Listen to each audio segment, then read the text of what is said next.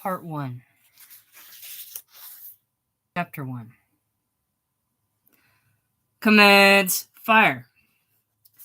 The blast of rifle shocked his ears, right and left.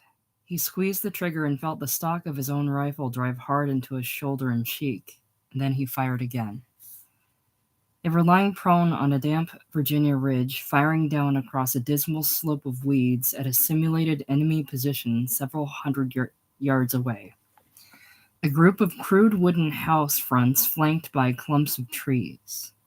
Gray silhouette targets darted in and out of view at the windows and came irregularly up from foxholes among the trees. And at first Prentice didn't aim at them very precisely. The main thing seemed to be to keep firing, to get off as many rounds as the men on either side of him. But after a few seconds the tension eased off and he became both careful and fast. It was exhilarating. Cease fire. Cease fire. All right, fall back. Everybody back. Second squad, let's go. Second squad, up on the line. Prentice locked his rifle, got up, and stumbled back down the ridge with the others to where a small, painstakingly built campfire was struggling for survival. He made his way into the huddle of men surrounding it and found a place to stand beside John Quint. Think you hit anything, did I? Quint asked him. A couple, I think. I'm pretty sure I got a couple anyway. You? Hell, I don't know. It was the last afternoon of the week's bivouac that was the climax of their training. Any day now, they would be shipped out for overseas processing, and the company's morale could not have been lower. But Prentice had begun to feel an unreasonable elation. It pleased him to know that he hadn't bathed or changed his clothes for 6 days, that he was learning to handle his rifle as an extension of himself, and that he'd taken part in elaborate field problems without doing anything noticeably absurd. A pleasant little spasm of shuddering seized him. He squared his shoulders, set his feet wider apart, and briskly rubbed his hands together in the wood smoke. Hey, Prentice, said Novak, who had been watching him from the other side of the fire. You feeling pretty sharp today? You feeling like a real fighting man? This caused a chuckle around the group, and Cameron, a big southerner who was Novak's friend, did his best to keep it going. Old Prentice gonna be a regular tiger, ain't he? Jesus, I'm glad he's on our side. He tried to ignore them, continuing to rub his hands and stare down into the weak flames, but the sound of their bored, easy laughter had spoiled the mood. His mood. Hardly any of the men in his platoon were less than 5 years older than Prentice.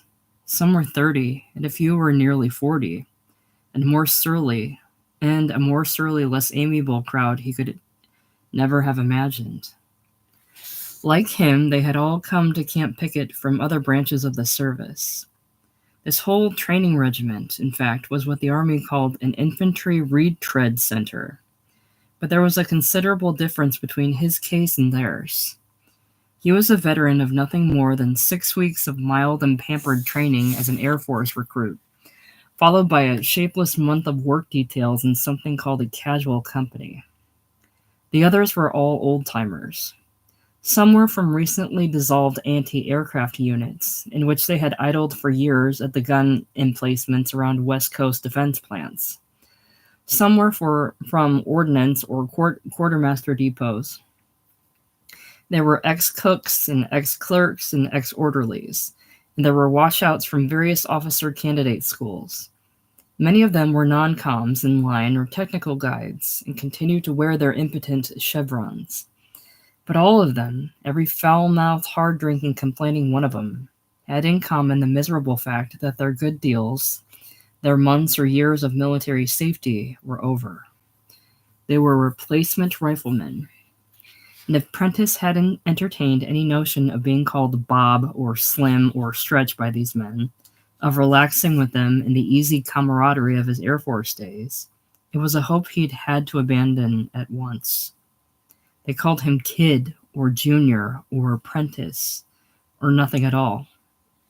and their general indifference had soon turned into a contemptuous amusement.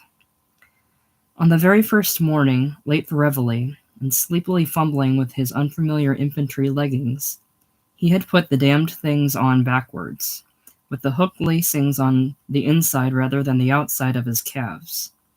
He had taken 4 running steps across the barracks floor before the lacing hooks of one legging caught the lace of another, and down he came, all gangling, flailing 6'3" of him, in a spectacular lock-legged fall that left his audience weak with laughter for the rest of the day. And thereafter he had gone from bad to worse. He was incurably clumsy at close order drill. He couldn't perform the manual of arms without an unsightly dipping of his head when he wrenched open the rifle's chamber. In the field, his spindly, ill-coordinated body was put to tests of reflex and endurance that seemed wholly beyond its powers, and he repeatedly floundered and failed. Worse still, he found himself unable to accept his defeats with any kind of grace. He would rise from each humiliation with a mouthful of shrill obscenities, trying by sheer verbal unpleasantness to beat these laughing bastards at their own game. And the result of this was to lower him still further in their esteem. An all-around incompetent was bad enough, and a wet-behind-the-ears young twerp of an incompetent was worse. But when he turned out to be a little wise guy, too, when he swore not only in bad temper, but in what sounded like a clipped, snotty accents of a spoiled rich kid, that was too much. And then one morning after bayonet drill, when the company was marched into a stifling clapboard building for its weekly I&E lecture, he found a way in which his luck might possibly begin to change. The lecture was as tedious as ever. First, a documentary film, thunderously identified on the screen as one of the Why We Fight series, which explained the evils of Nazi Germany in simple-minded words and pictures. Then a droning talk by a bored-looking second lieutenant who explained it all over again. And then the question period. A man several seats away from Prentice got up to raise a question. A quiet ex-ordnance man from Idaho, whom he'd sometimes noticed smoking a pipe in the post library.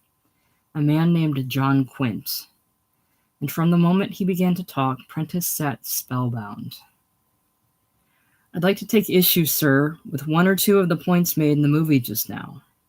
Actually, they're things I've noticed cropping up time and again in the Army's indoctrination program, and I think we might do well to examine them a little more closely. It wasn't what he said that mattered, though all of it was interesting and thoughtful. It was the remarkable ease and confidence in his delivery. Here was a man who couldn't have been more than 24 or 5, and a bespectacled, almost prissy-looking man at that.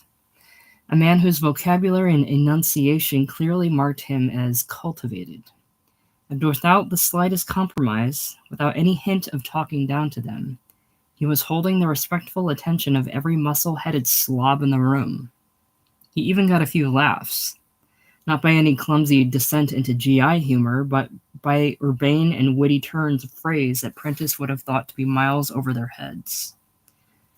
Hooking his thumbs in his cartridge belt, courteously turning from one section of his audience to another as his glasses gleamed in the lights, he was using words like ludicrous and corruptible, with the dark sweat of the day's bayonet drill still staining his back. He was proving that you didn't have to be a lout to be a soldier. When he finished and sat down, there was a spatter of applause. Yes, the lieutenant said, thank you. I think that was very well put. Are there any other questions?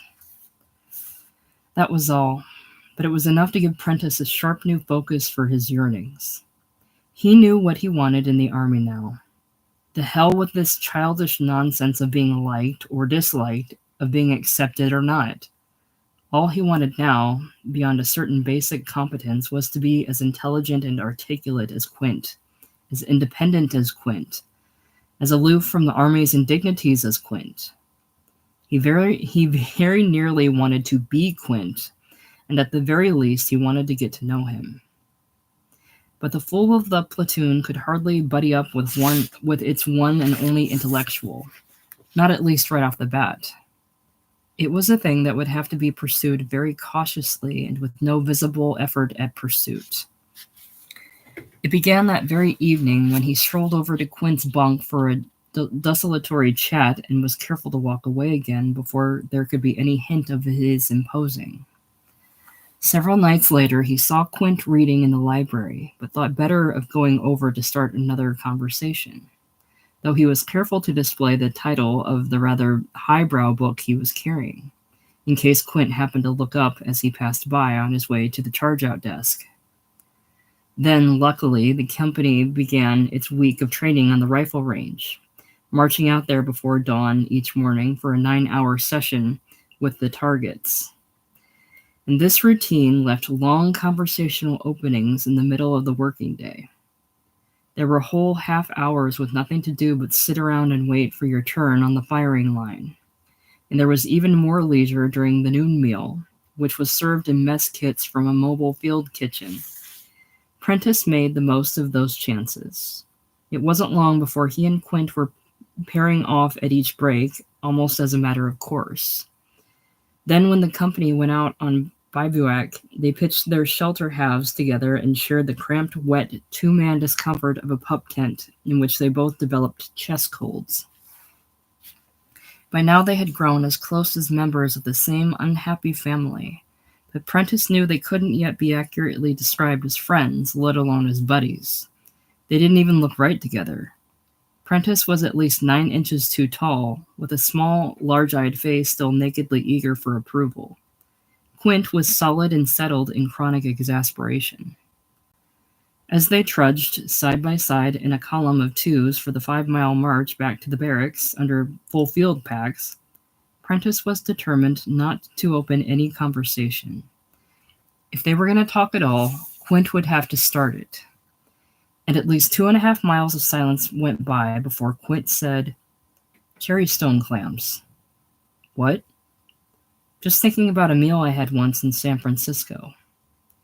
Quint winced in tiredness as he eased his rifle sling into a more comfortable place on his shoulder. "Best damn restaurant I've ever been to in my life, only I can't remember the name of it.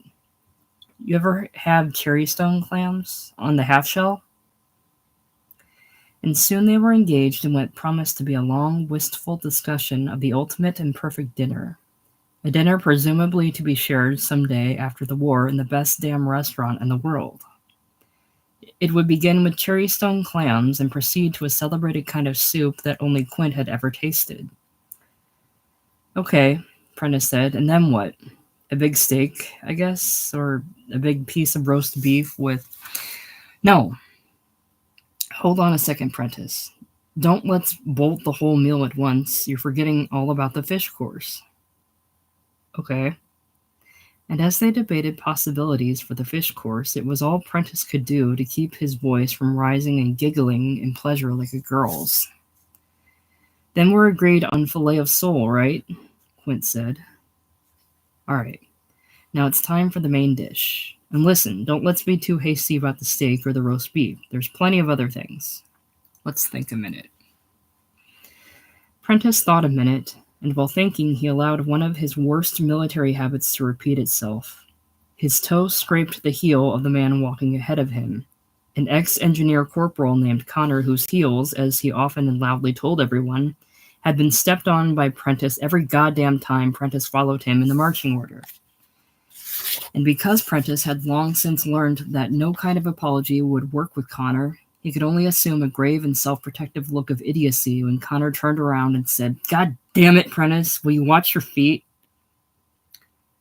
There followed a silence of 10 or 12 paces while Prentice wondered how soon it would be all right to resume the talk of the ideal dinner. It was Quint, gratifyingly, who broke the silence. "Come to think of it," he said, "I guess you're right, Prentice. There isn't anything better than a steak. Let's make it 2 filet mignons, then medium rare. And what do we have on the side? French fries, I guess. But I mean, what kind of vegetable? Or would you rather skip the vegetable and have a salad?" "Right, let's do that. Let's just have a big set." And then, hating himself, he stepped on Connor's heel again. But there was barely time for Connor to turn around and say, "Prentice, will you watch your fucking feet?" There was barely time for that before Prentice saw something funny in the movements of the men ahead. Far up front, where the captain was, they had all hunched over and broken into a trot, and they seemed to be taking off their helmets. Nearer, just ahead of Connor, some of them had stopped and buckled over as if in pain. And then before he could bring his mind into focus, something small and indistinct fell into the dust at his feet and exploded with a soft little noise, pluff, and his eyes and throat were attacked by fire. He couldn't see and he couldn't breathe. He crouched, both hands grabbing for his eyes as his rifle swung clumsily loose at his elbow. "Keep moving, men," somebody was calling. "Keep moving." Stumbling and pushed heavily from behind, he lost his balance and fell on the road and rolled, legs in the air. All this happened before the first clear thought occurred to him. Tear gas.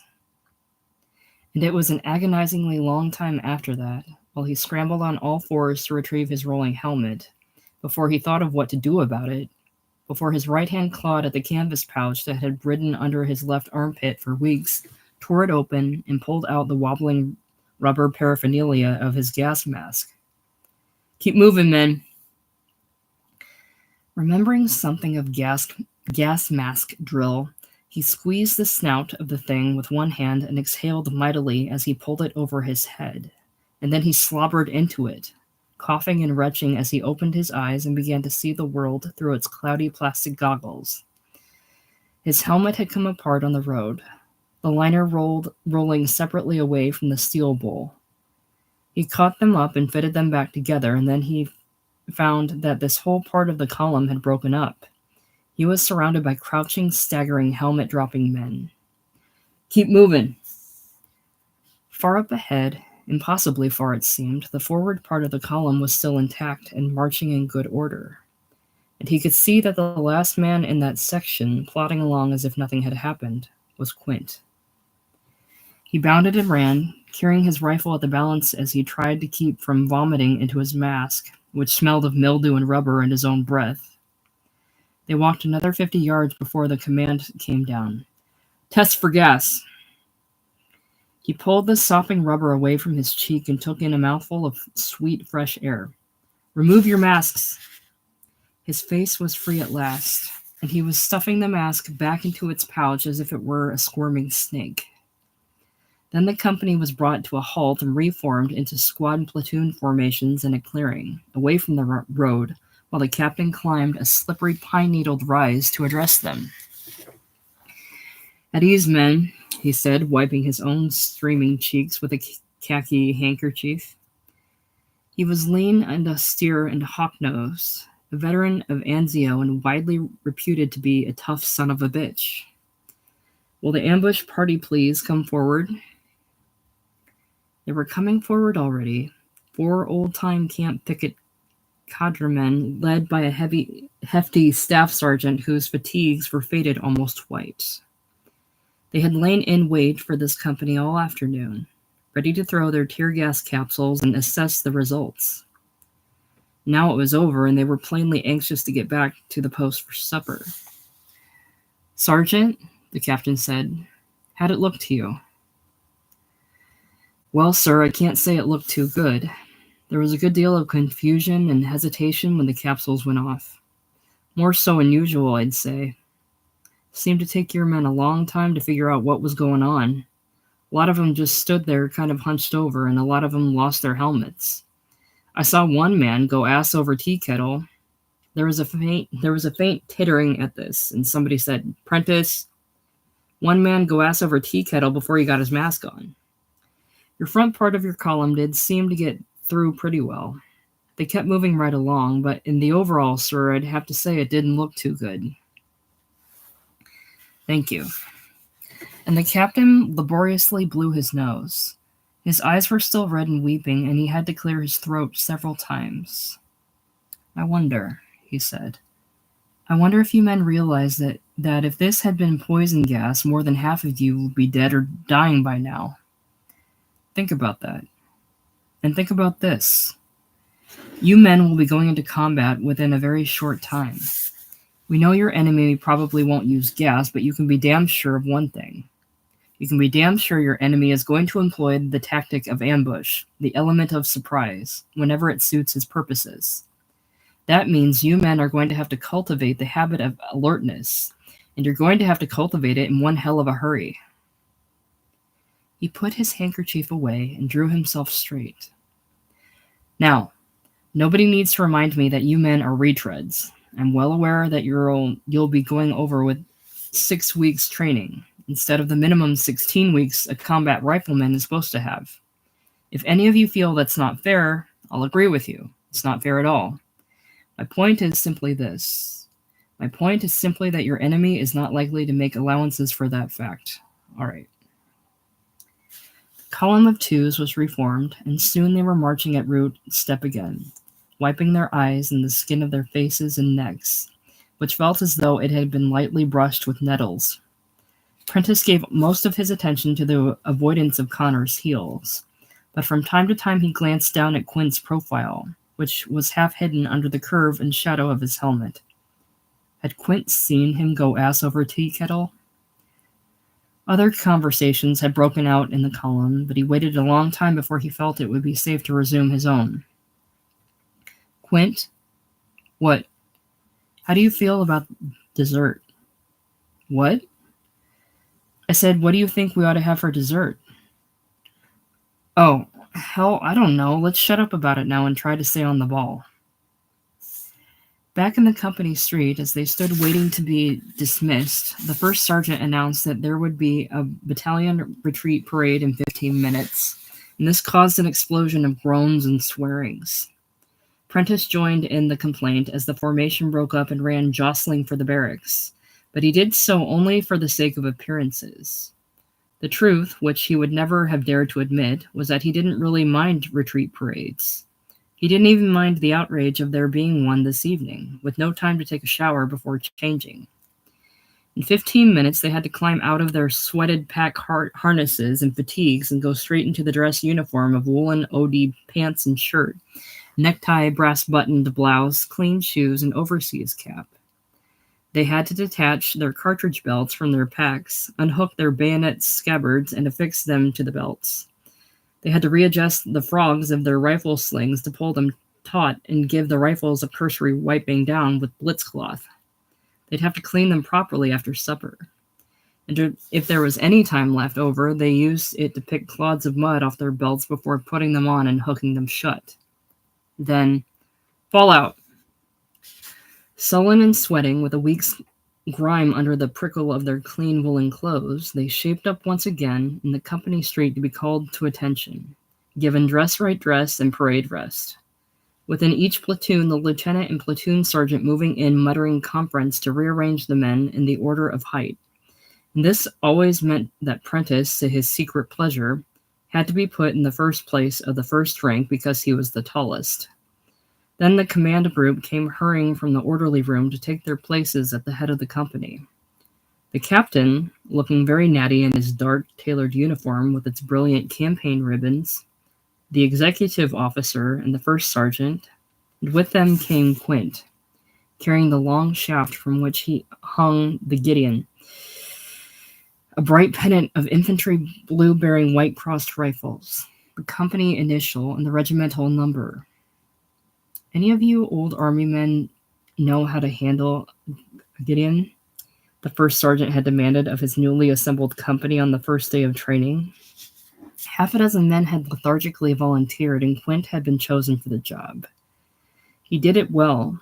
He knew how to hold the shaft of the banner at parade rest, at attention, and on the march. He knew how and when to snap it down in salute, pointing it straight out parallel to the earth, and how to whip it up again without letting it wobble. "Cup of deep," the captain called, and each of his platoon leaders said, as if in parenthesis, "Platoon, take hut, right soldier home, right face, forward hot." Following the Gideon, they set off down the company street. They made a column right and fell neatly into place behind the other two companies of the battalion just in time to hear the opening drum beats of the regimental band as it stood waiting at the intersection with the color guard. Then they moved in full battalion strength toward the parade ground, and the band, whose drums by now had made it no trouble at all to keep in step, broke into music. The tune they played on the way to retreat parades and back was always the same, the Colonel Bogey March, and a tired sotto voice chorus behind Prentice always gave it the same words. Hitler has only got one ball, Göring has two but very small. On the parade ground, the battalion drew up at attention before its commander, a small ruddy major whom they never saw except at this precise distance and under these circumstances.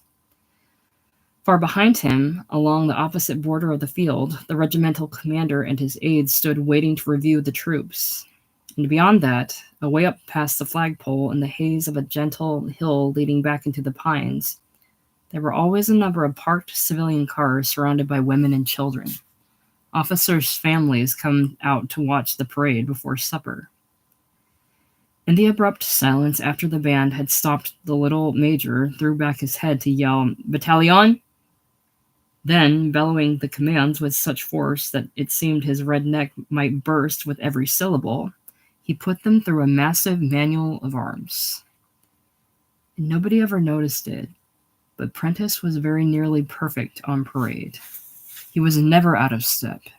His posture was impeccable, and his eyes always where they were supposed to be. He performed his manual of arms with a speed and precision he could never achieve in the company street, where it mattered so much more. And he took a craftsman's pride in making his own small roll indistinguishable from the mass. He wanted it to look good for the women and children on the hill. When the arms drill was over, there was a long stock-still wait until they were called to attention to hear the faraway notes of the bugler sounding the call to retreat. And the pause after this first intricate part of the call was filled with nothing but silence. "Present arms!" All the rifles snapped vertical at chest height. The company Gideons whipped earthward.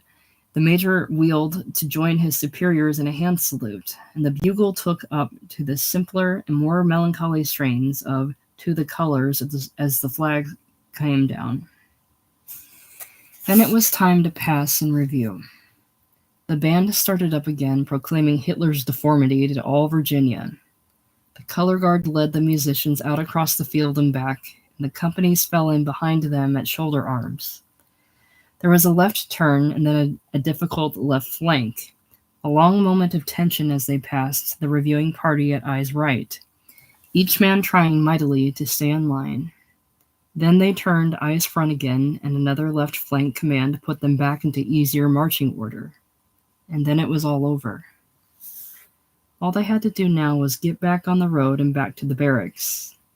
At the intersection, the music dwindled quickly as the band disappeared down its own street.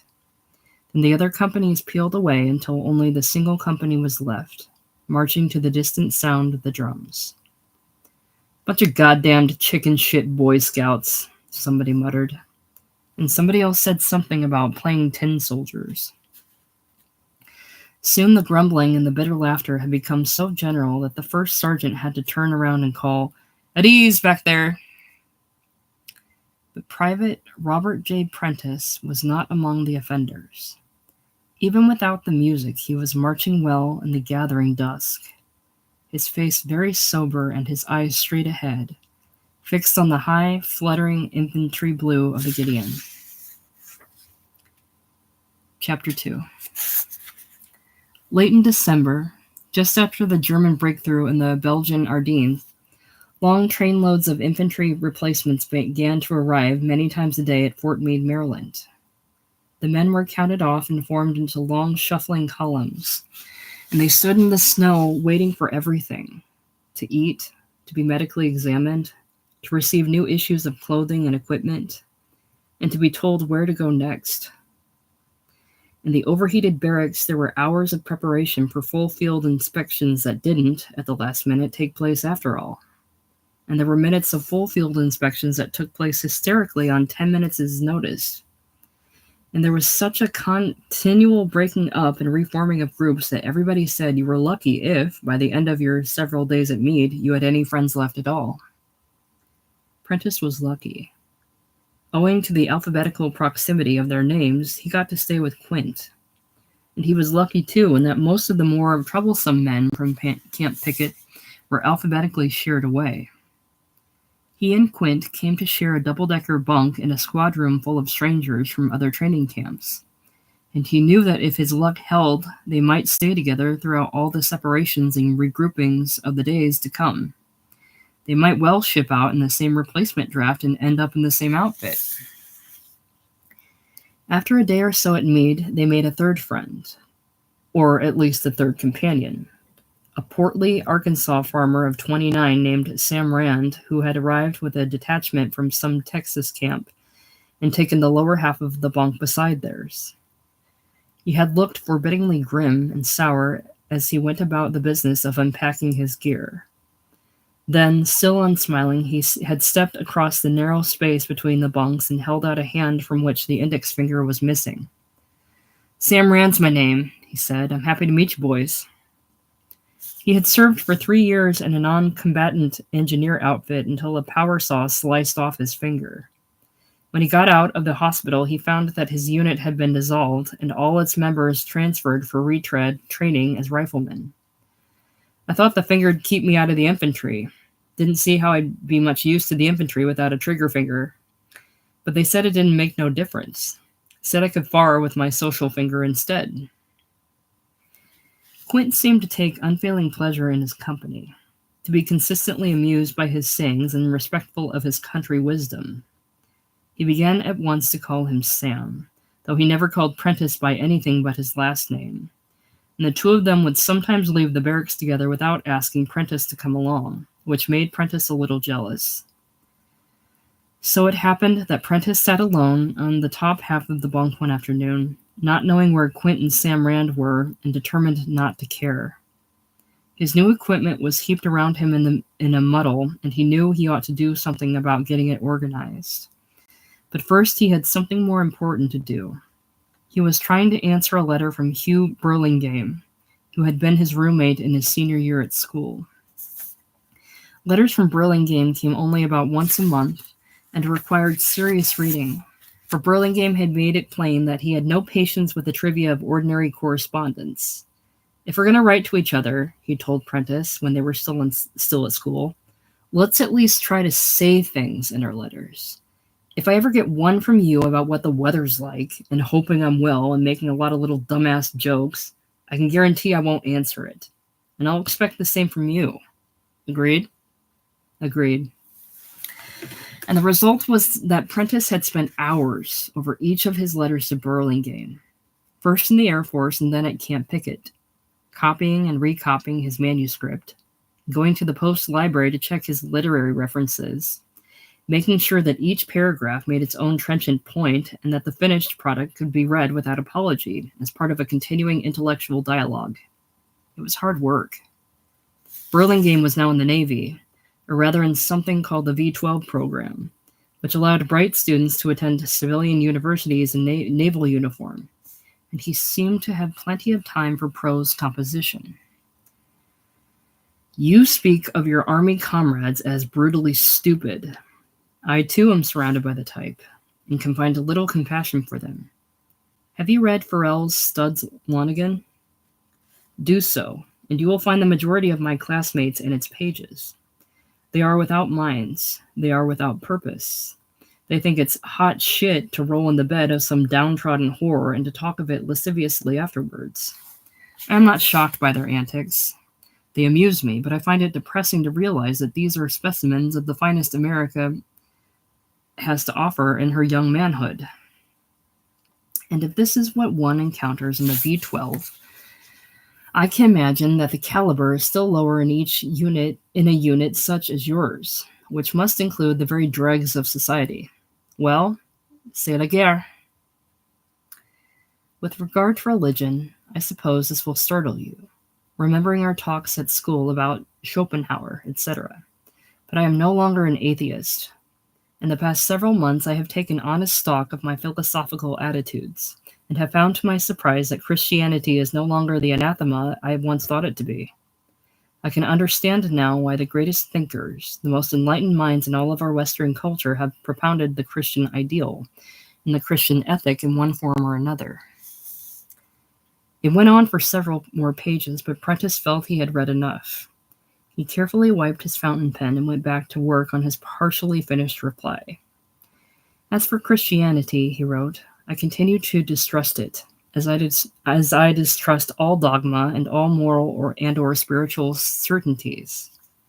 That sounded right. It had the right tone, but he would have to compose 3 or 4 more sentences in the same vein before he earned the right to copy out his final paragraph, which he had already scribbled in a burst of inspiration.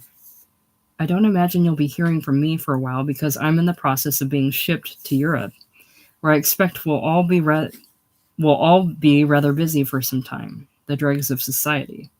Studs Lonigan and me. He was still working over the intermediate sentences when Quint and Sam Rand came clumping up to the bunk, smelling of beer.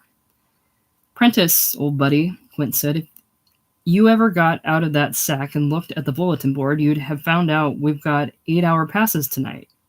We're going to Baltimore. How about getting off your ass? And Hugh Burlingame was instantly forgotten. It was the first time Prentice could remember Quint calling him old buddy, even in sarcasm, and it was pleasing to know that he and Rand had come back to the barracks to get him before taking off. As they started down the snow-blown company street, turning up their overcoat collars against the wind, he felt uncommonly jaunty. His new uniform seemed to fit much better than his old one, and he was delighted with the new style combat boots they had been issued at Meade. He had already learned how to darken their tawny color by singeing them with a flame and then applying many coats of polish. They made his legs less spindly and put a new manly authority into his walk.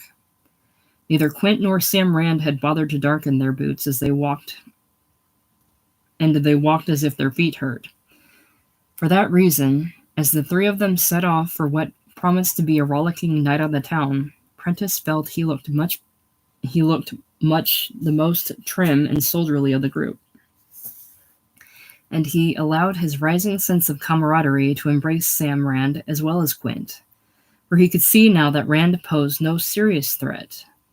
There was reassurance in the very fact that Rand was so simple and unschooled, so colorful, like a character actor in the movies.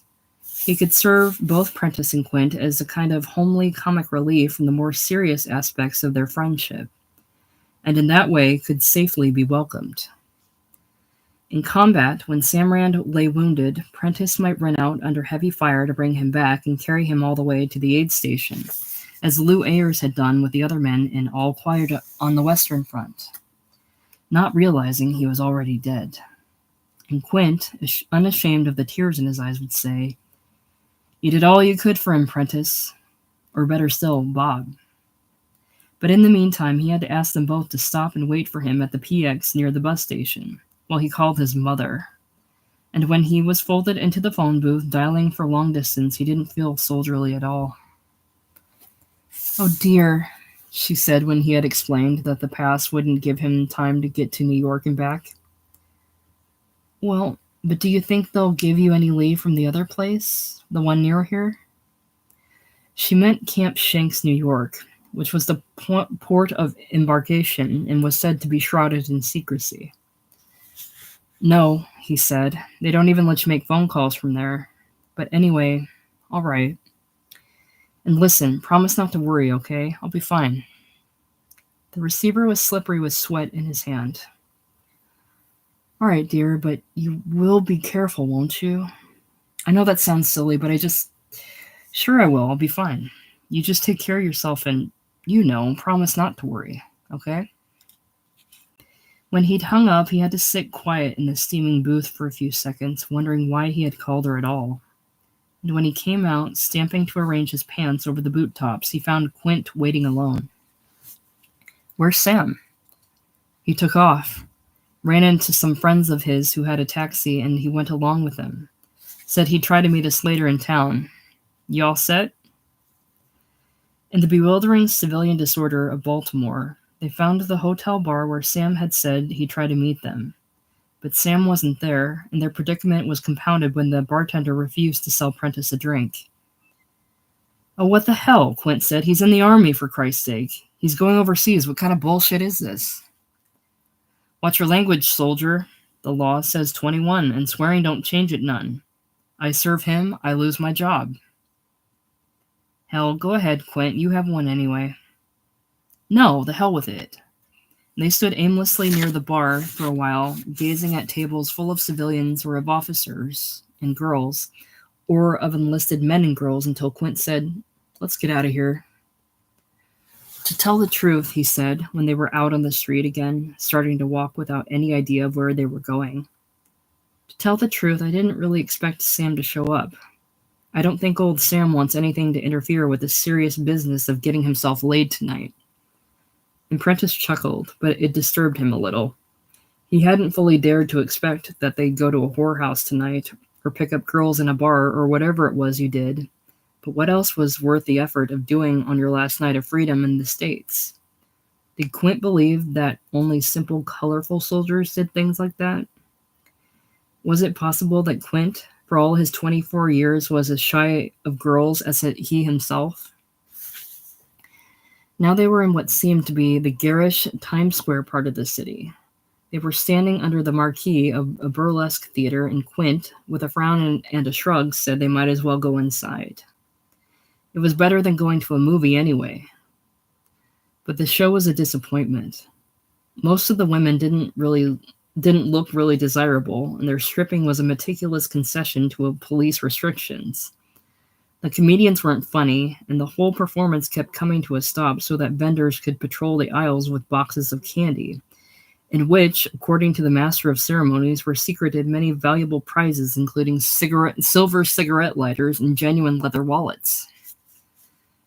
"Well," Quint said, when the tedious show was over and they were out on the freezing sidewalk again, "hell, let's get a drink somewhere. Maybe we can at least get a drink in this cruddy part of town." And the first bar they tried served them bottled beer without a question. It was narrow and bleak, with green walls and a smell of disinfectant. And they settled themselves into a booth, just as the jukebox rumbled into the opening strains of All Walk Alone. Most of the other customers were old men lined up at the bar, several of them hawking and spitting on the floor. But there were other servicemen too, and in one of the booths, two sailors sat with their arms around two very young-looking girls, the only girls in the place. The beer was stronger than the stuff Prentice was used to in the PX, and by the third bottle he was feeling pleasurably vague. He was ready to decide that this might, after all, be as good and memorable a way as any to spend his last pass sitting in this strange, squalid bar while John Quint held forth on the larger social and historical aspects of the war. For Quint had broken his moody, pipe-smoking silence and begun to talk, more out of boredom, it seemed, than any real conversational impulse, about economics and politics and world affairs. He was becoming almost as eloquent as on the day of the I&E lecture back at Pickett, and the happy difference was that this time he was talking to Prentice alone and allowing Prentice to reply. It was like the old talks with Hugh Burlingame at school. Well, but look at it this way, Quint," Prentice heard himself saying, impressed with the timbre of his own voice. "Look at it this way." "Right, you're absolutely right, Prentice." Although Prentice could never afterwards remember what it was he had said, he knew he wouldn't forget the solemn nodding approbation in Quint's face. You're absolutely right about that." "Excuse me for butting in, fellas," said a stranger's voice through the veils of smoke, and they looked up to find a young, drunken sailor hanging unsteadily over their booth. "Here's the thing. Me and my buddy got these two little gals all loved up. Only we gotta be back at the base in 20 minutes. Only if we turn them over to you. I figured you fellas looked kind of lonesome here." Prentice looked at Quint for guidance, but Quint was intently picking the wet paper label off his beer bottle. "Tell you what," the sailor said, just Tell me your first name so I can introduce you. I mean, shit, what do you got to lose? Quint looked up at him with what struck Prentice as an odd mixture of contempt and bashfulness. John, he said. Bob, said Prentice. And in less than a minute, during which Prentice and Quint didn't quite meet each other's eyes, the sailor was back. This time he brought his buddy, a huge red-haired boy who seemed to be asleep on his feet, and the two girls. Hey there, John, he said heartily. How's it going? Hey there, Bob. Fellas, I'd like you to meet a couple of friends. This here's Nancy, and this here's Arlene. Okay if we join you fellas a minute? The next thing Prentice knew, both sailors had gone and left them with the girls. The one called Nancy, plump and talkative, with tightly curled black hair, sat chattering cozily beside Quint. And the one called Arlene was pressed into the tremulous circle of his own arm. She was very thin and dead silent, and she was heavily perfumed. No, but tell me one thing, John, Nancy was saying. One thing I still don't understand. How come you're friends with Jean and Frank when they're in the Navy and you're in the Army? And Quint made some polite, inaudible reply. He had removed his glasses and was wiping them with Kleenex, blinking at Nancy with his small eyes. Then suddenly Arlene became talkative too. You got a nickel, Bob? She said, I want to play that song again, I'll Walk Alone. I love that song. He rose to do her bidding, stamping the pants around his combat boots, and he hoped she was watching as he made his way to the jukebox in his new walk. When he came back, she sang the lyrics for him along with the record, sitting erect with her hands in her lap and staring straight ahead to let him admire her profile, which had an oddly sloping forehead and contained several powdered-over pimples. They'll ask me why, she sang, and I'll tell them. I'd rather. There are dreams I must gather, dreams we fashioned that night. You held me tight. While she sang, he had time for some rapid, baffled speculations about these girls. Were they whores? Could it be that the sailors had already had them and taken off without paying the bill? No. The girls would never have let them get away. How old were they? 17? But what kind of girls that age would be in a place like this, allowing themselves to be passed around like merchandise? I'll always be near you, wherever you are, each night and every prayer. If you call, I'll hear you, no matter how far. Just close your eyes, and I'll be there. And where had the sailors found them? Probably they were what the newspapers called the V-girls, and here he was briefly troubled. Would they be carriers of venereal disease? Please walk alone, and with your love and your kisses to guide me. Arlene closed her eyes and allowed a little tremor of sentimentality to wrinkle her forehead at the climax of the song. Till you're walking beside me, I'll walk alone. Then she opened her eyes and took a dainty but deep drink of beer, leaving lipstick on the glass and foam on her lips. God, I love that song, she said. Where are you from, Bob? New York. You have any brothers and sisters? This seemed wholly out of character for her. It was a standard conversation opener for the kind of girls who came to prep school dances. He tried to put things on a more worldly plane by telling her that he and Quint were at Meade and due to go overseas any day, but that didn't seem to impress her. She had evidently met a good many boys from Meade. Soon the conversation threatened to dry up altogether, and he looked across the table for help, but Quint was red-faced and cramped with laughter at something Nancy had said. And Nancy, laughing too, was wearing Quint's overseas cap. Then suddenly Arlene squirmed closer and dropped her hand on Prentice's thigh, massaging it into a light, rhythmic way that sent delightful waves of warmth from his knees to his throat. It was a very small, childish hand with bitten-down nails, and it wore a high school ring. Look, she said, it's getting kind of late. You want to take me home? She lived so many miles from the center of town that her home could be reached only by riding a bus for great winding distances and then transferring to another bus. He was uneasy about finding his way back and made her repeat the directions several times, until she began to look tired and bored with him as they jolted along in the second bus. Her boredom made a light sweat break out inside the woolen slant of his overseas cap.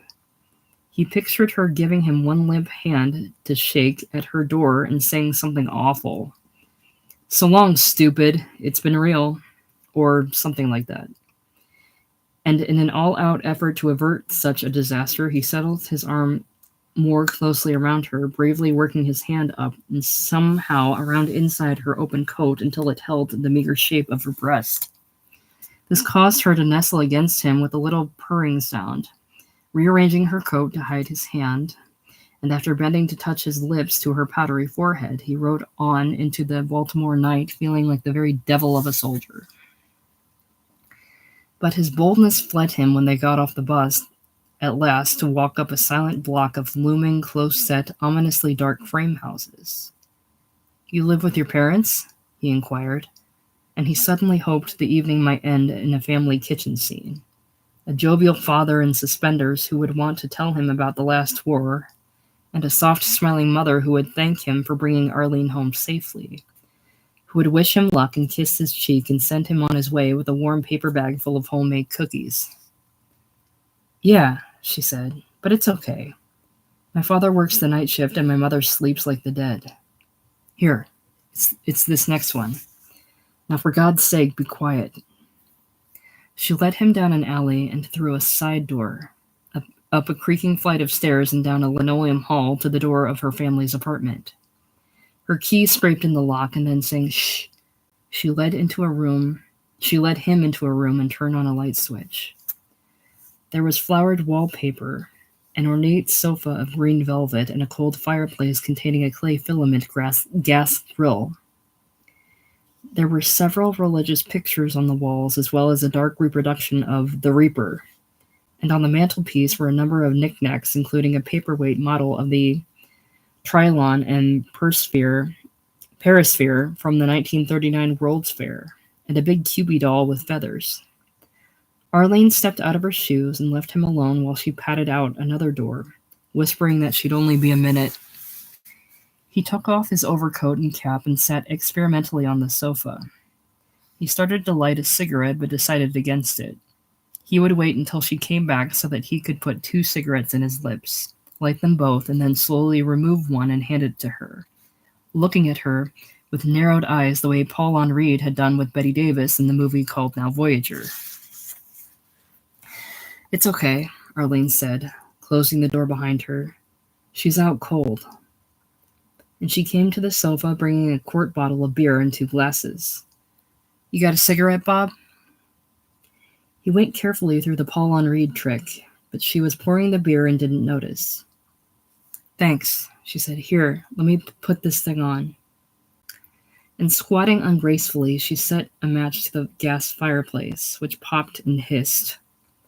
Then she turned off the lights and sat beside him in the soft orange glow. Could you just start necking with the girl without saying anything first? He guessed you could, and he was right. Once he broke away to stand up and take off his stifling tunic, and when he came back, he avoided her while he reached out and swigged at his beer, as if he were an interestingly jaded alcoholic who absolutely had to have a drink or else be bored to death with the whole idea of sex. Then, having drained his glass, he tried the Now Voyager business again with 2 more cigarettes, though their first 2 were lying almost untouched in the ashtray. But again, she didn't notice. She was unhooking her brassiere for him. He wondered if he could say, "Look, Arlene, let's not. You're too nice of a girl for this." And if she might then weep in his arms and say, "Oh, Bob, you're the first boy who's ever really respected me." And if then they might cling romantically together at the door with tender goodbyes and promises to write. The trouble was that her tongue was in his mouth and her little naked breasts were in his hands, and her fingers with their high school ring were experimentally unfastening the buttons of his fly. Only then did he remember the pack of army condoms that had ridden in his wallet for weeks. He struggled to get one of them, but wasn't at all sure if he knew how to put the damn thing on until Arlene helped him. She helped him, in fact, to do everything that was required. She positioned their two bodies on the sofa and gravely, carefully guided him into herself with both hands. He knew it was supposed to take a long time, but it was frantically over in almost no time at all. "You done already?" she asked, not exactly in irritation, but in something dangerously close to it. And so, by way of reply, instead of apologizing, he buried his face in her neck with what he hoped would sound like the deepest possible groan of satisfaction. And the surprising thing was that she then seemed as eager as he was to pretend it had been a success. She stroked his back and nibbled at his ear. Could it be that she was used to settling for this kind of performance? He could only hope so. Then they were sitting up while she put her clothes and her hair in order. "God," she said, "look at all those cigarettes. Did you light all those cigarettes?" Quint and Sam Rand were heavily asleep when he crept back into the barracks, and he took that sleepily to heart as a point of pride, a suggestion that he'd made out better than either of them. But there was no chance to mention it in the morning, or even to drop sly hints of it, because it was their last morning at Meade and was filled with hectic activity. Packing and inspections and roll calls by short-tempered non-coms. Well before noon, they were marched out into the snow, many hundreds of them, well over 1,000, and herded into a northbound train. In the cramped, overheated day coach, Prentice had ample opportunity for letting it be known that he'd made out last night, but he couldn't find the words and wasn't at all sure he would say them if he could. He was afraid that Sam Rand might say something like, "Well, I guess that makes you a big man now, don't it, Prentice?" And Quint might only draw his mouth to one side and shake his head in mild, derisive amusement. Maybe all Quint had done with the other girl, Nancy, was to pay for her beer and put her on the bus for home. Maybe that was all you were supposed to do with girls like that, if you had any pride. And now he allowed his mind to dwell on another uglier aspect of the thing. Hadn't the VD movies all made it clear that a rubber was never really enough protection? Shouldn't he have gone to a pro station afterwards? He hadn't even taken a shower. He felt naked and tender under all the layers of winter clothing and long underwear, crawling with loathsome germs. And how long did it take for the first symptoms to show? Camp Shanks, deep in the woods northwest of New York, turned out to be a maze of long, low, tar-paper huts whose air was heavy with coal smoke from pot-bellied stoves and with the sweet smell of cosmoline in which the factory-new rifles came embedded. Once you had cleaned and oiled your rifle at Shanks, there was nothing to do but sit around and talk, or listen to the talk, and almost all the talk was of despair. Hell, I wouldn't mind if I was trained. Get your full 16 weeks basic, join a regular outfit for your advanced training, get to know your job and your buddies, and then go over. I mean, that's soldiering, you know what I mean? This way, shit, grab your ass and throw you into a line with a bunch of goddamn strangers and use you for cannon fodder. That's all they're doing. I don't mind telling you, I'm scared shitless. Who ain't, buddy? You know anybody who ain't? Shit, though, why not go over the damn hill? What's the worst they'd give a man? 10 years in Leavenworth? And then get it commuted to 6 months when the war's over? That ain't so bad. Leavenworth my ass? You'd never see no Leavenworth, buddy. MPs would shove your ass onto the next boat. That's all they'd do. Fella over in the next barracks, he was telling me they got this one old boy over there put his foot up on a stump. Just like that, put his foot up on a stump and commenced asking fellas to hit his leg with a rifle. And you know, that's pretty smart. Get your leg broke here, you'd sure as hell save yourself a mess of trouble later on. Shit, put your foot up on a stump, Reynolds? I'd like to see you have guts enough to let me hit your leg with a rifle. I never said I would. Damn, you get things twisted around. I never said I would.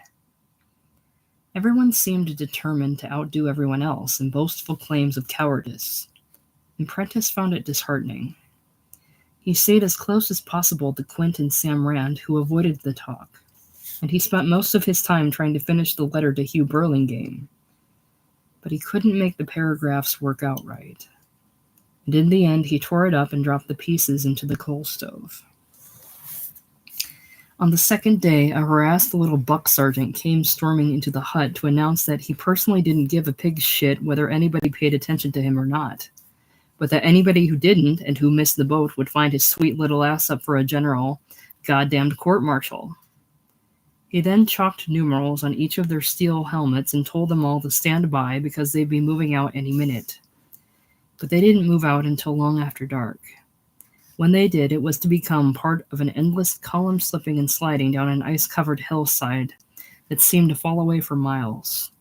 And despite the cold, they were soaked with sweat by the time they filed into another train that took them to the Weehawken ferry slip, from which they were borne out into the gentle midnight silence of the Hudson. They floated downtown, heading east across the river, and the ferry boat drew up beneath the enormous gray hull of the Queen Elizabeth. Then they labored up into the pier and onto the ship, where tired British voices guided them down curving, tilting corridors and stairways, until they found the impossibly small canvas bunks, hung in the vertical tiers of 4, whose numbers matched the numbers on their helmets. And when they woke up in the morning, when they struggled out half seasick to stand with their mess kits in the freezing wind of the open deck, waiting for breakfast, there was no land in sight. "Only you don't call it Clyde River," Quint explained as they stood at a railing of the stilled ship 6 days later. "You call it..." And here he broke into a prolonged coughing fit. Both he and Prentice had chest colds that were getting worse. "You call it the Firth of Clyde," he said when he'd recovered. "I don't know what the hell Firth means, but that's what you call it. It's supposed to be the biggest shipbuilding center in the world or something." "Don't look like much," said Sam Rand. "Them hills is real pretty, though." It took them all night and most of the next day to ride through Great Britain on a train that pleased Prentice because it was exactly like the trains in British movies, a series of cozy compartments with a connecting corridor. He had a window seat, and long after the other men were asleep, he stared with fascination at the dark passing landscape of Scotland, and then of England.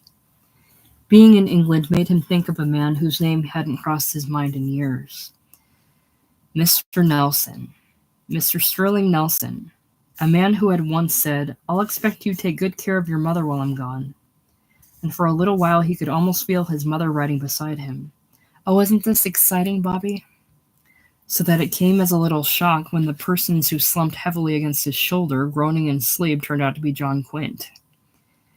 In the morning, along with the passing out of cold K rations, bright rumors flew up and down the corridor to the effect that this particular trainload of replacements wasn't heading for combat at all. The Battle of the Ardennes, which everyone by now had learned to call the Bulge, was virtually won. The war in Europe would soon be over, and there were enough men now on the continent to finish the job. Their own destination was to be a camp in the south of England, near Southampton, where they would join a new division in training for service as occupation troops in Germany. All afternoon there was a holiday mood on the train as they sped through the English countryside.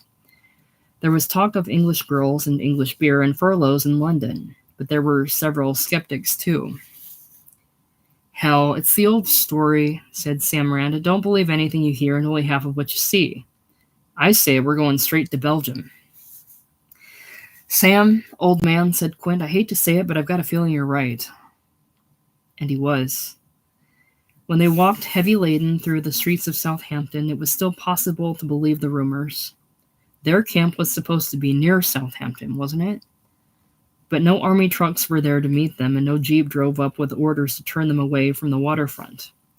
The hike went on, past numberless English civilians whose stares made it plain that they were bored half to death with the sight of Americans. And it didn't end until they had filed aboard a British troop ship that smelled of fish and vomit.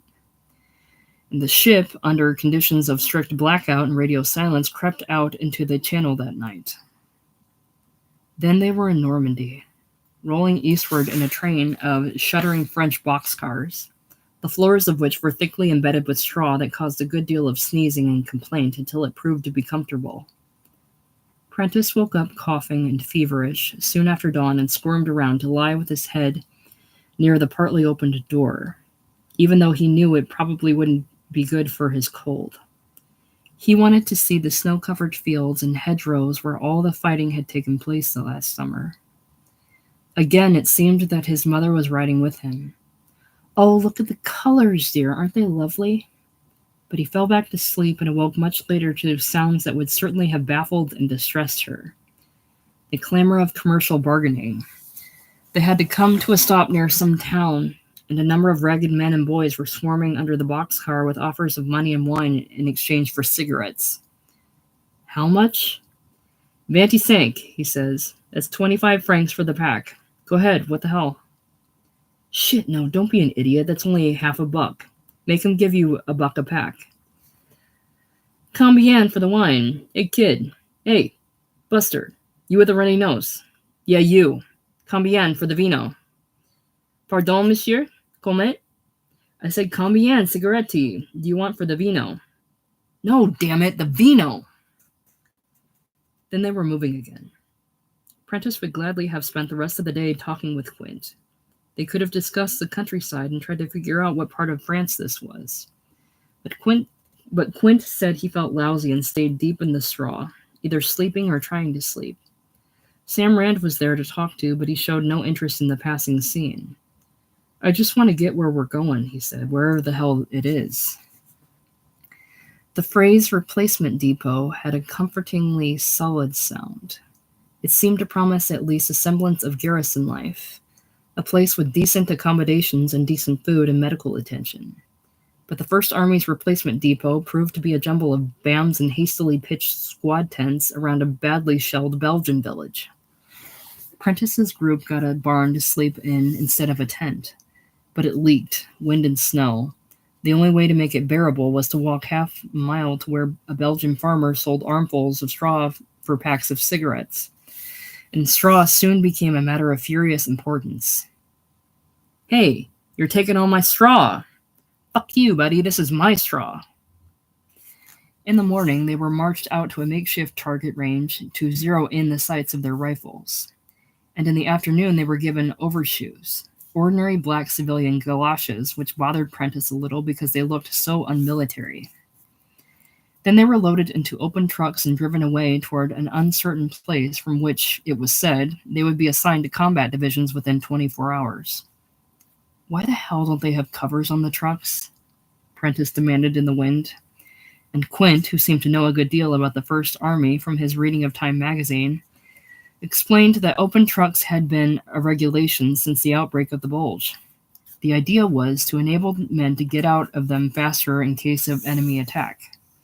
The trucks let them down into an encampment of frozen squad tents, and they spent a coughing, sleepless night there before convoys of other open trucks began to arrive from various First Army divisions to claim their men.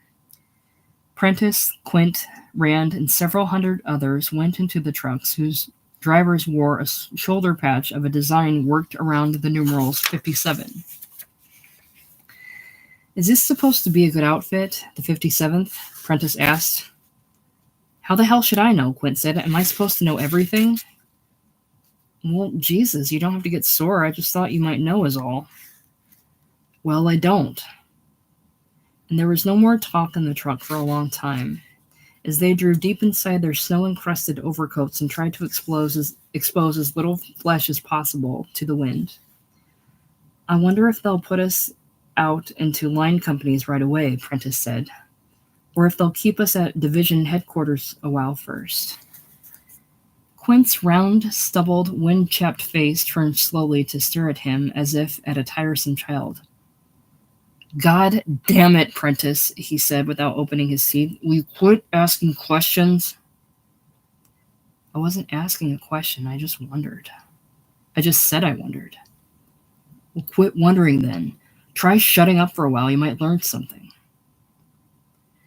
They learned all they needed to know about the division that night, against the distant boom and rumble of artillery fire, when they were assembled in a barn to hear a welcoming talk by an earnest pulpit-voiced chaplain. "You men are now members of the 57th Division," he said, standing with his thumbs in his pistol belt and his paunch sucked in, "and I think you'll soon find that you have every reason to be proud of that fact." He went on to say that the 57th was not an old division, even by standards that measured a division as old if it had served in Normandy last summer. The 57th had still been in the States last summer. It had come overseas in October, taken advanced training in Wales, and had been committed to action here in Belgium a little less than a month ago. But the chaplain pointed out, with a righteous quivering of his cheeks, that in the past month the boys of the 57th had become men. They had engaged in some of the bitterest fighting yet known in the Second World War, and in some companies the casualty rate has been as high as 60%. He then said a number of other things, using phrases that could have been lifted from a whole Yank magazine or Reader's Digest. And Prentice paid more attention to the sound of artillery than to his voice. The place they were assigned to sleep in was the second floor of an abandoned grain mill, an ice-cold room with wind humming steadily through its broken windows. Prentice and Quint went on sick call and received a supply of aspirin and some dark, foul-tasting pellets that were the size and texture of rabbit turds. "Actually, they're damn good medicine if you can stand the taste," Quint said. "Hold it in your mouth until it dissolves. Let it coat your throat." But Prentice couldn't. He would swallow the thing after a minute and go on coughing with the awful taste still in his mouth and nose. On the second night, Sam Rand found a farmer down the road who agreed to let the three of them sleep in his kitchen in exchange for 3 packs of cigarettes, and it was unbelievably warm. They sat with their socked feet on the fender of a great iron stove, drinking K-ration coffee and listening to the artillery. But Quint said they'd better stay here only for one night. It was risky because they might miss their orders to move up to the line. They had drawn their company assignments that day, and it pleased Prentice to know that they would all three be in the same unit, A Company of the 189th Regiment. "What are the other regiments again?" he said. 190th and 191st. "Right. And there's only those 3, right?" "For Christ's sake, Prentice, yes, there are 3 regiments in a division." And Quint went on in the chanting sing-song tone of a grammar school teacher closing his eyes. "There are 3 battalions in each regiment, 3 companies plus a heavy weapons company in each battalion, 3 platoons plus a weapons platoon in each company." "I know," Prentice said. 3 squads in each platoon and 12 men in each squad. "I know all that."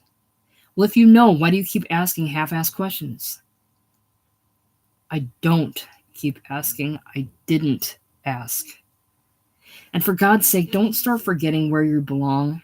You're in A Company, 1st Battalion, 189th Regiment. You better write it down." "God damn it, Quint, you don't have to talk to me that way. I mean, I'm not exactly an idiot, you know." "I know you're not." And Quint went into a violent spasm of coughing. When it was over, he said, "I know you're not. That's why it's so goddamn depressing when you keep acting like one all the time. You know what's even more depressing? The way you keep acting like a real royal first-class little pain in the ass." Now, children," said Sam Rand, "quit your fussing." And there was a long simmering down silence around the stove until Rand said, "How old are you, Prentice, 18? "That's right." "Damn, my oldest boy's half your age. Don't that seem funny?" And Prentice said he guessed it did. "How many kids you have again, Sam? 3, is it?" "3, yeah. The girl's 7, and then we got another boy, 4. He eased one buttock off his chair and reached tentatively for his wallet. "You seen their pictures?"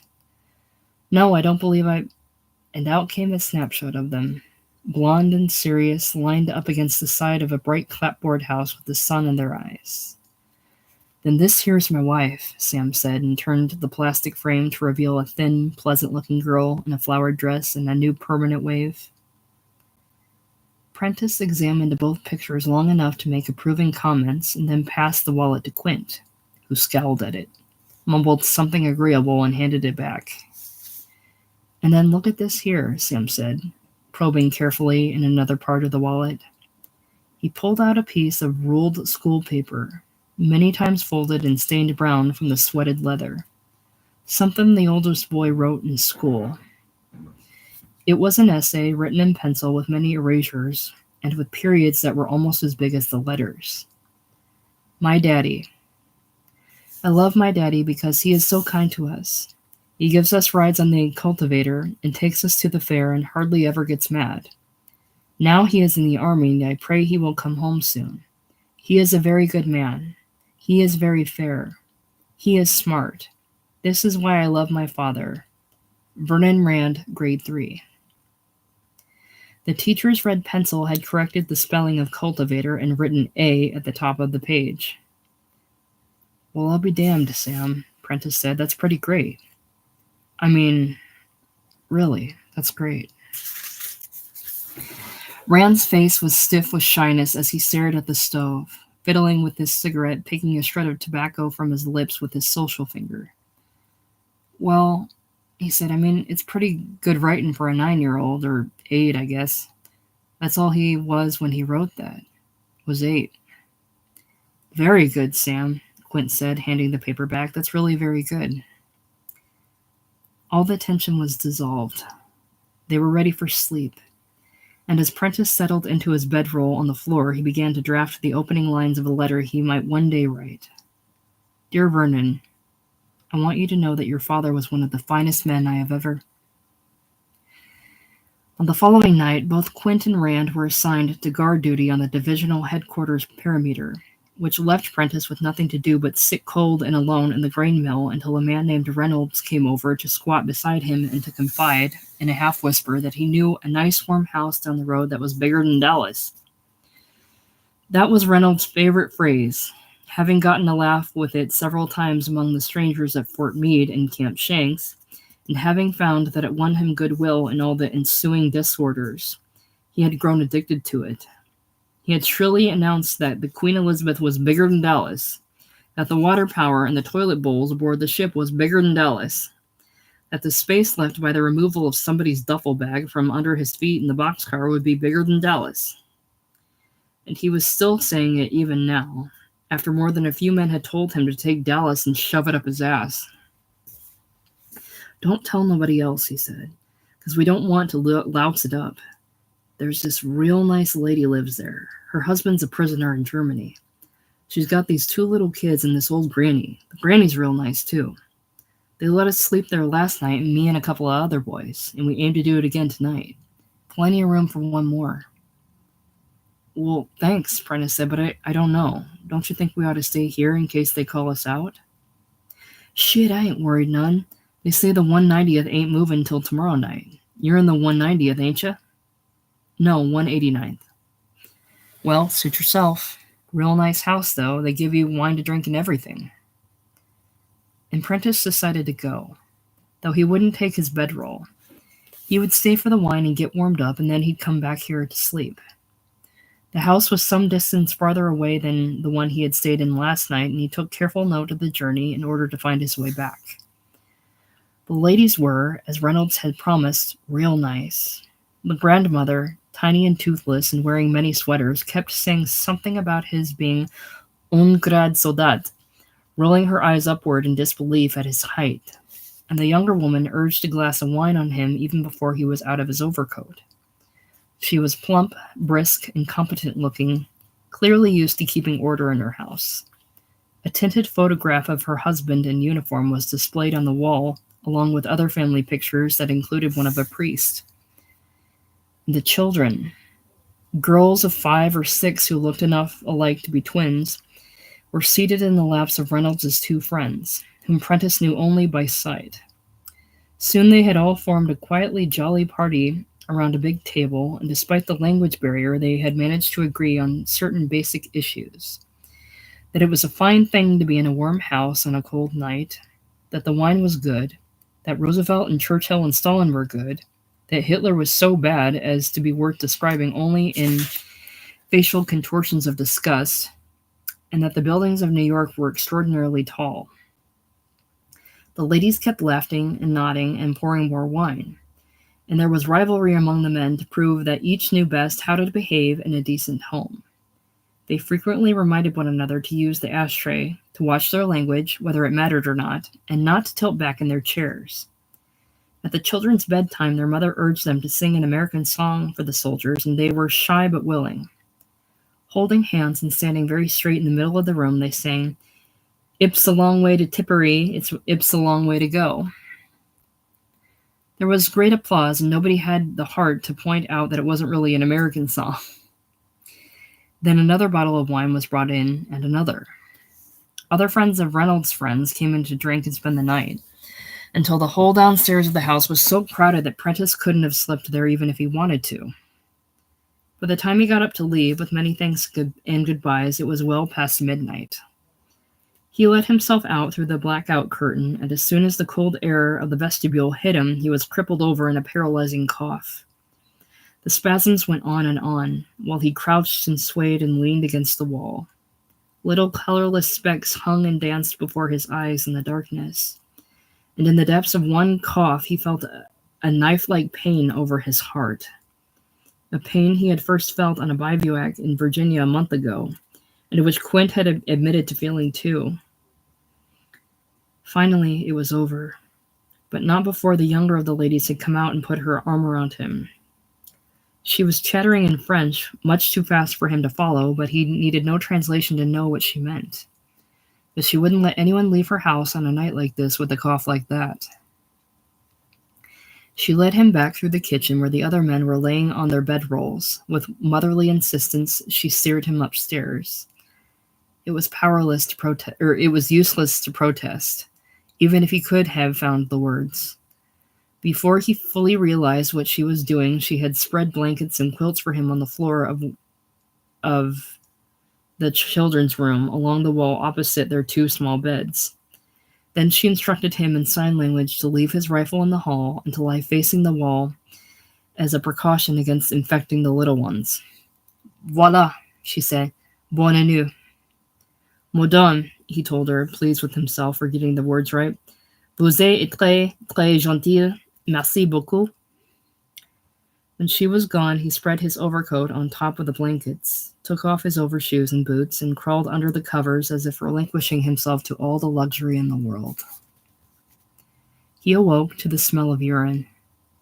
One or both of the little girls had used the chamber pot that stood close to his head, and to the sounds of shouting and heavy movement in the road below. He wrestled with the blankets and bolted to his feet, pulled the blackout curtain aside and looked out. It was blinding white daylight, late in the morning, and the road was filled with a double column of men trudging past under packs and duffel bags. He buckled on his boots and overshoes, grabbed his helmet and overcoat, and was halfway down the stairs before he remembered his rifle. He ran back and got it, and then he was downstairs and out in the street. "Hey," he called in a voice that came out as a croak. "What regiment is this?" 189th. "Which battalion?" "Second." "Where's the first?" "Way the hell up ahead." There was no point in waking the men downstairs. They were all in the 190th. He broke into a run, his overcoat open and flapping, and ran all the way back to the grain mill. He clambered up to the second floor, which was empty and dead, silent, and there, all alone in a heap against the wall, were his field pack and duffel bag. He knelt, sobbing for breath, struggled into the pack harness and buckled it. He hoisted the duffel bag to his shoulder, which sent him reeling, and staggered down and out into the road again just as the last of the replacements were disappearing around a bend. He chased them, slipping and sliding in the trampled snow, and by the time he caught up with them, it seemed that the effort of speaking was almost beyond his strength. Which battalion is this?" "Third." And he lurched into his stumbling, rubber-legged run again. At first, as in a nightmare, he seemed unable to move faster than the pairs of walking men, and he slowly began to overtake them, one pair after another. Once he was seized with a coughing fit and had to drop his bag and stop, crouched and hawking phlegm into the snow, and when it was over, a good many of the 3rd Battalion replacements had passed him again. He was soaked in sweat. Finally, a voice answered, "Second," when he asked which battalion it was. Can you tell me how far ahead the first is?" "Quite a ways, buddy. You better haul ass." And no sooner had he resumed hauling ass than he slipped and fell headlong in the snow, which set off cheers of delight in the passing column. Then he was up and running again, aware of the column only as a slow brown blur beside him. He had developed a mindless pounding rhythm to his running now. He felt he was about to faint, and that if he did, his legs would somehow go on running. Which battalion? First. Where's A Company? Up ahead. And so he was almost there, but the line of men still looked endless. He let himself slow down to a walk until the white landscape stopped turning and swimming in his eyes. Then he started running again. And at last, some 6 and then 4 and then 3 men ahead, he saw the short, trudging figures of Quint and Sam Rand. Well, Jesus God, look who's here, Quint said. Where the Christ have you been? First thing you better do is report to the sergeant up ahead. He's got you down as AWOL.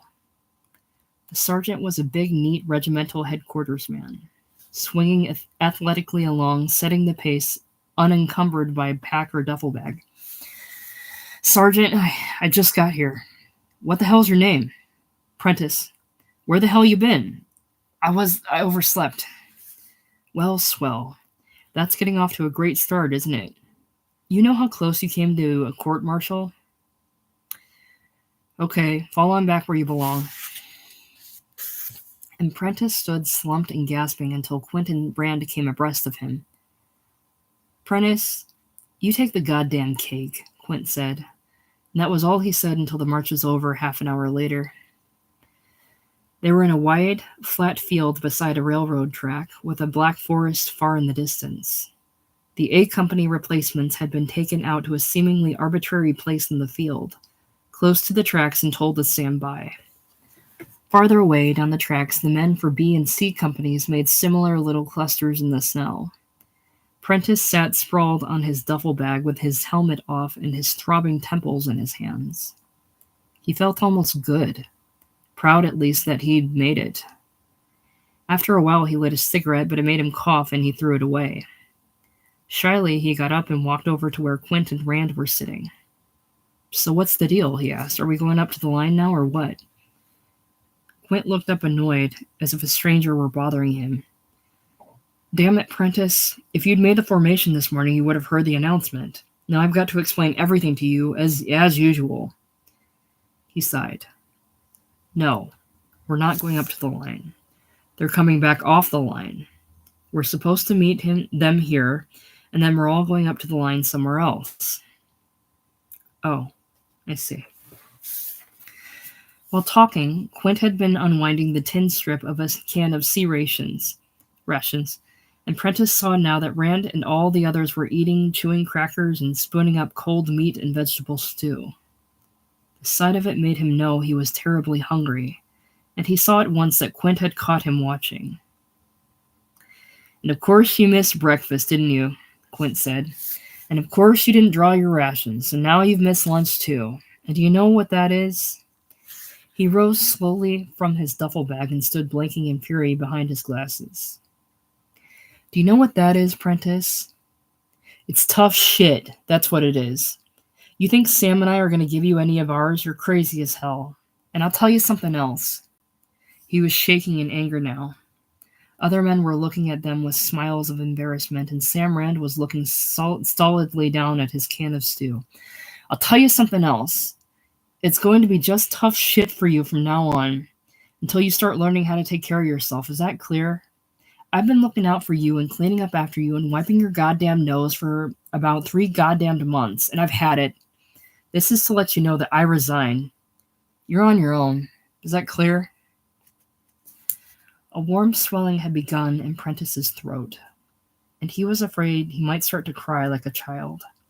Right here in this Belgian field in front of all these men. It was all he could do to keep his face straight.